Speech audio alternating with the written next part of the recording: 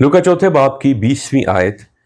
फिर वो किताब बंद करके और खादिम को वापस देकर बैठ गया, और जितने इबादत खाने में थे सबकी आंखें उस पर लगी थीं। हालेलुया।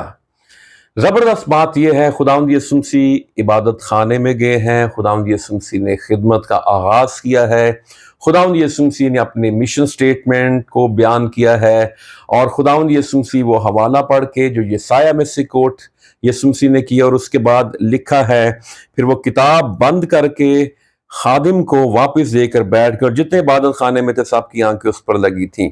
जब आप इबादत खाने में जाते हैं, जब आप चर्च में जाते हैं, तो आपकी आंखें किस पर लगी होती हैं? आपकी तवज्जो किस पर होती है?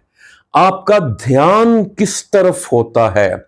मैं समझता हूं कि जब मैं और आप इबादत करने के लिए जाते हैं खुदा के हुजूर में, खुदा के मकदिस में, खुदा की हैकल में, खुदा के इबादत खाने में, तो हमारी निगाह सिर्फ और सिर्फ यीशु मसीह पर होनी चाहिए, क्योंकि हम उसके लिए जाते हैं और वो हमारे लिए वहां पर मौजूद होता है।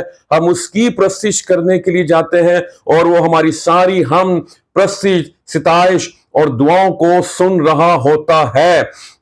बहुत से लोग जो हैं वो इबादत गाह में जाते हैं, इबादत खाने में जाते हैं, लेकिन उनका ध्यान कहीं और होता है, इसलिए वो बरकत नहीं पाते। वो जैसे इबादत खाने में जाते हैं वैसे ही वापिस आ जाते हैं। हमारी निगाह, हमारा ध्यान, हमारी तवज्जो, हमारा फोकस, हमारी इबादत का मरकज सिर्फ और सिर्फ खुदावन यीशु मसीह होना चाहिए। हालेलुया। खुदावंद यीशु मसीह की तरफ हमारा ध्यान हो, और जब हम ध्यान यीशु की तरफ लगाएंगे तो फिर हम बरकत पाएंगे और दूसरों के लिए भी बाइस से बरकत होंगे। आमीन।